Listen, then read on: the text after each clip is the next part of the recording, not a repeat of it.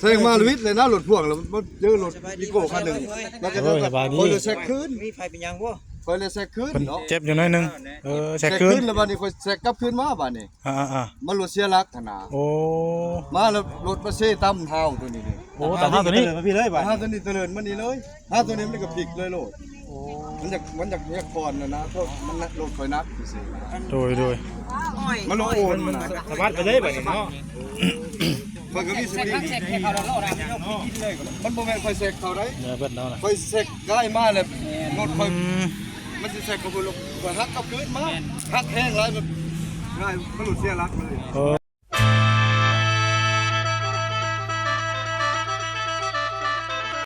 ตู้โจยเป็นยังไงเกิดยังเกิดเลยเนาะรถตู้บ่ปอเจ้าไปก่อนเลยพี่น้องเลยเนาะกำลังจะพากันเดินทางขึ้น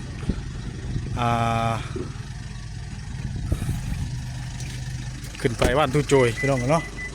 ดีว่ารถเกิดเหตุ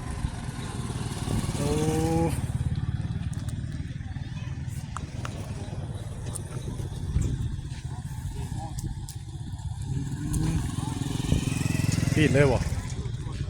พี่น้องเลยเนาะถามมันเนี่ย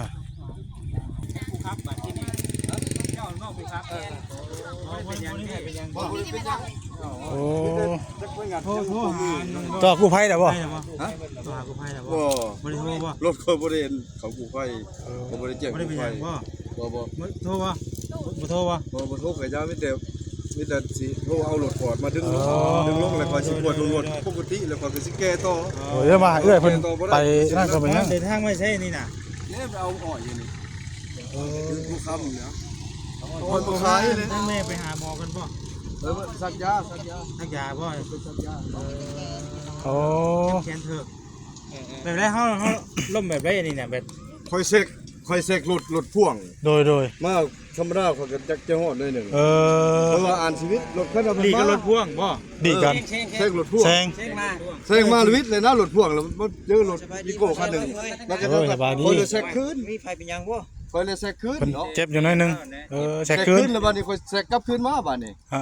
มันรถเสียหลักขนาดโอ้มาแล้วรถมาเซ่ตั้มเท้าตัวนี้โอ้ตั้มเท้าตัวนี้มาพี่เลยบัดตัวนี้เตลินมันนี่เลยตัวนี้มันก็พลิกเลยโลดมันอยากคอนนะเพราะมันรถคอยนักโดยมันโอนสบายไปเลยแบบนี้เนาะมันก็มีสติมันโมเมนต์คอยเสกเขาได้คอยเสกง่ายมากเลยรถคอยมันจะเสกกับคนลูกฮักกับพื้นมากฮักแห้งไรมันง่ายมันหลุดเสียรักเลยรถเสียรักเลยแต่ว่ามันก็เสด็จไปเลยเนาะบัดนี้คนก็เลยเอาอยู่มาตั้มตัวนี้เลยกันกระซิกเลยไม่ได้เบรกได้ยังเลยไม่เบรกเลยบ้านนี้คนกับล้อดามันขึ้นไหมก่อนล้อดามันหักเดินปุ๊บเขาหักทำดีมาแล้วปีนลงมาเลยเคยเล่นก็ไม่ได้ร้ายดอกประมาณ60ประมาณนั้น60เขาดีกันเนี่ยเนาะเอาดีเนาะแหลมแสกมันดังเลยดังเนี่ยแมนหมกขัวเลยเนาะได้เลยได้ขั้นแต่เป็นอยู่นี่เรื่อยได้อยู่นี่เนาะหมกขัวนี่นะไม่กันจะค้นนะจะคนกับคนเนี่ยบ่โอ้บอกกับเมียนี่โอ้ยังดีแต่ว่าบ่ได้เป็นอย่างไรเนาะกันมันพลิกอีกกันรอบ2บ่ได้เพราะว่ามันหนีบเนี่ยมันจะขึ้นถือได้ไปแซงรถหนาวตาเด้อรถแซงขึ้นยังกับบ่ได้พันไปสั่งโอ้หวายสิเป็นเนาะมันจะเป็นคือว่าแล้ว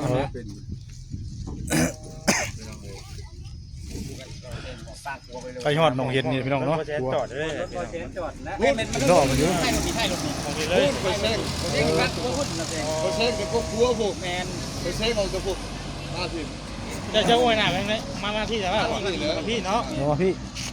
จะไหนแซงมาตรงนี้เนาะที่แซงรถคันนั้นมาเลทขายเลยแซงขับมาแบบนี้เขาว้าวที่ว่าไปหาแล้วไปหมอก่อนเนาะใกล้ไปสักยาหมอก่อนเลยสักยาก่อนสักยาก่อนอ๋อเลือดเราเสียเลือดเจ็บเลยไปทำแผลแล้ว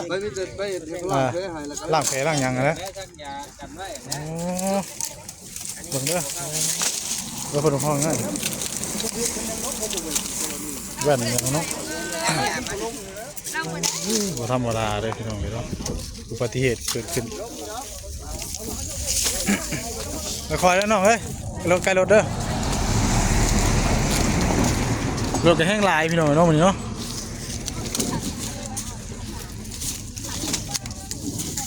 พอตัวออกว่าไรกับบ้านก่อนถ้าเพิ่นยกรถออกก็ต้องออก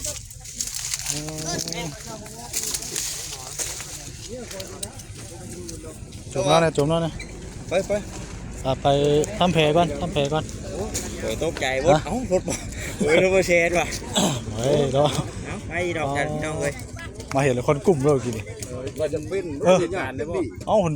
คนกลุ่มคนมองนี่เนาะคอยกันที่มามันยังคือว่าคนแซวอ่ะเห็นอยู่หลังคนน้อยเพื่อแอมถ่ายเจ้าแล้วตอนกี้ว่าเพิ่นตั้งร้านได้ยังเหรอพิษเดียวพิษเคยแซงเขานะแซงรถพ่วงมันบ่วิทย์มันจับมาบ่ยังวิทย์รถพ่วง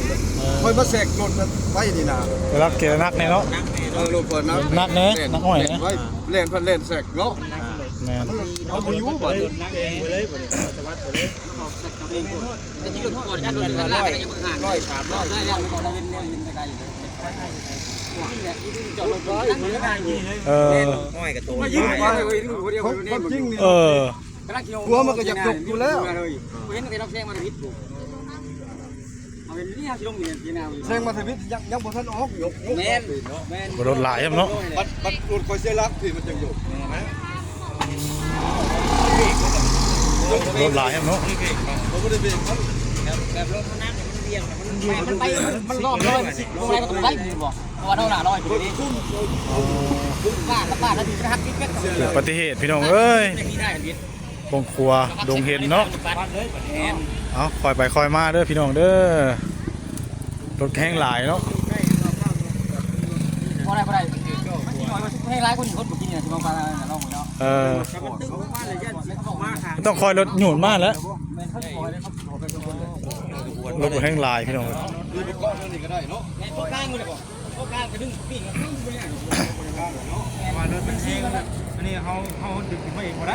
แม่นนักเด้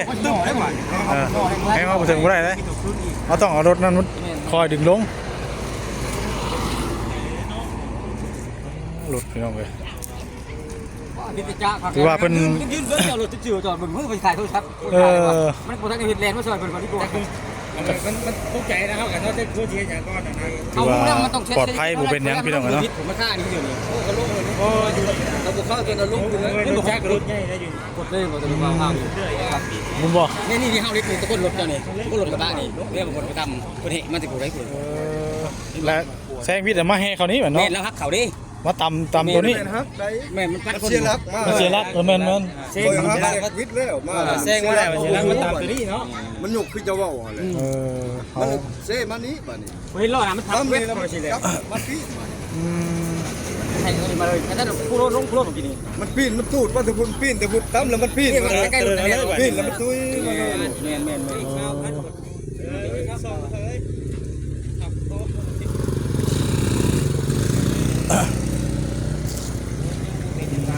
เดี๋ยวถ้าเป็นนั่นสบายดีได้กินเนาะตามรังกันมาได้กินอีกอ่ะเห็นยุ่งนี่กินนี่อะไรนี่น่ะค่อยตกใจเลยเอารถบอเซนเอาวะรถบอเซนตกใจเนาะใช่เพิ่นปักพดไว้เพราะว่ามันใกล้ครัวเนี่ยมันดีกันเนี่ยเนาะอ้อยพี่น้องเลย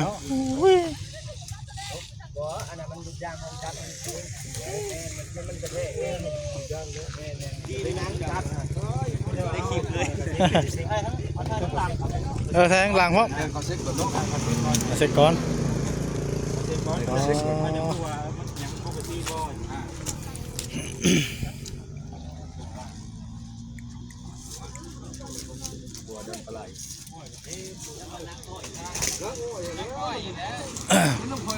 มันหนามันอยากเบิดเนาะยันนักน้อยพดรถส่งผู้เมียป่ะแม่รถส่งผู้เมียอะไรเนี่ยโอ้ยรถอ่าวค่อยแล้วแปลว่าอ้อยอยู่บ่อคำเราแปลว่าอ้อยนี่อ่ะแล้วแปลว่าอ้อยบ่อคำรถอ่าวค่อยเจ๊ก็ค่อยแล้วค่อยก็ออกมาบักดาแตกเราไปทำเพลอยู่นั่นได้กินนี่เมียเราไปเมียเราไปแล้วเมียลูกเก็บเองนะเจ็บแขนนี่แหละโอ้ยว่ายังบุเป็นอย่างไรนะน้อยนึง อันนี้ยังว่าแล้วยังว่าเอา เอา บ่เอาเจ้าไปเฮ็ดได้ไหน เอาแซงรถพ่วงเขา เอ้ยเนาะ ที่ว่าบุญ เอาคนมาพี่ข่อยผมมาซื้อกันนะแห่นั่น เฮ็ดได้ครับแซงรถพ่วงมามันบ่วิดมันแซงพี่เองนะบ่เป็นจังได๋ ได้ซะมันนี่ เราไปแซงทางยาว เรียกว่าวิทย์บางเด้อ วิวางแล้วปีใหม่นี่ถือว่าเราก็บ่เป็นหยังหลายนะกี่แขนน่าเถิกอยู่ เราอยู่ข้างนั่น โอ้ย ป๋าเขาเห็นรถปีนแบบนี้ป๋าทุก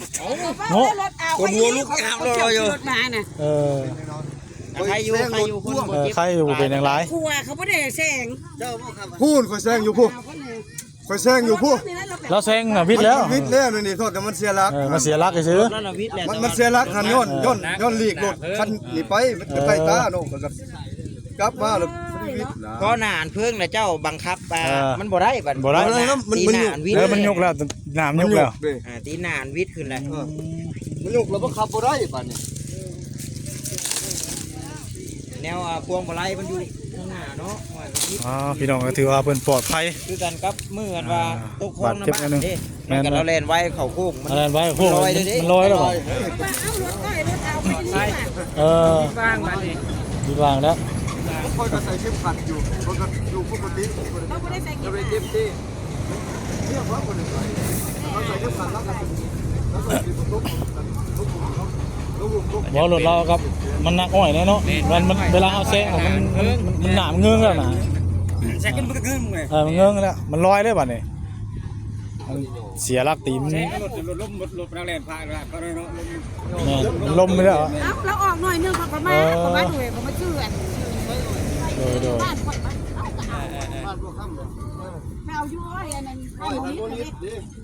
แต่อ้อยอยู่บ้านบัวคำ เอาแล้วก็ไปเฮือนั้นเราบอกแล้วกินข้าวแล้วเรากินแล้วออกเขากันคอยเขาออกมาดูเย็นเนี่ยมาซื้อเที่ยงเนี่ยมาจะคู่เอ้ารถเอาค่อยช่วยเราของรีบมาเลย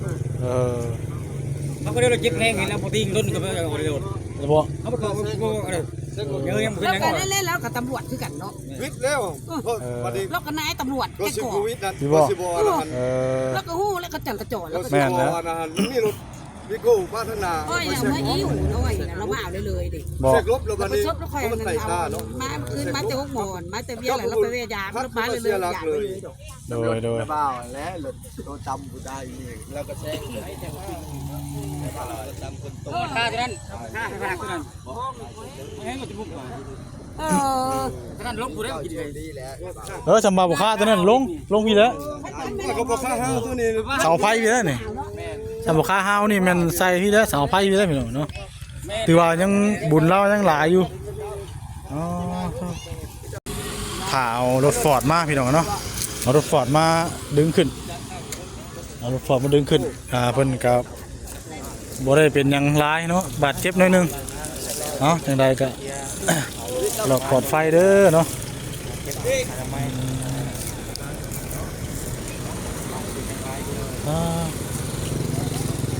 ไป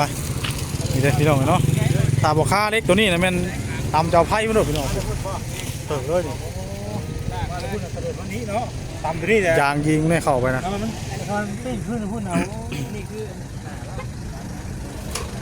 แซงวิดขัวแล้วเนาะนี่ล่องรอยเพิ่นแซงวิดมานี่นะเนาะแซงวิดขัวมาแล้วก็มาเสียหลักตำคนนี้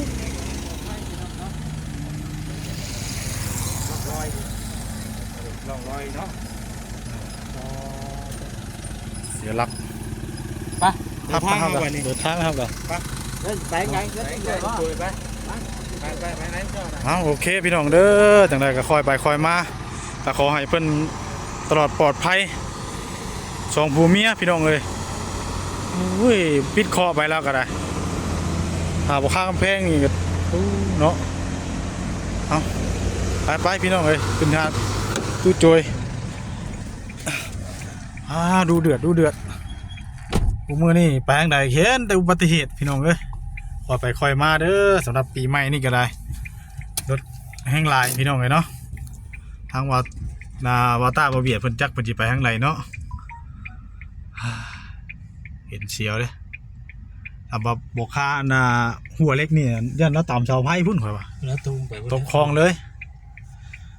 เอาสำหรับคลิปนี้ก็จะได้ขอตัวจบคลิปเลยเด้อพี่น้องเนาะผิดพลาดประการใดกราบขอโทษขออภัย14พี่น้องเบิร์ดสู่คู่สู่คนก่อนอื่นก็ขอบุญขอบคุณที่เข้ามา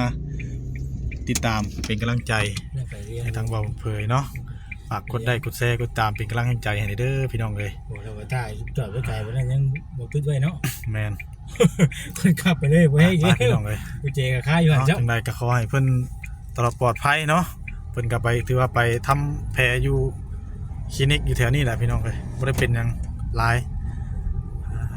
เอาสบายดีเด้อพี่น้องเด้อสบายดีพอกันทางเรือนตู้โจยเพิ่นแหละพี่น้องเลย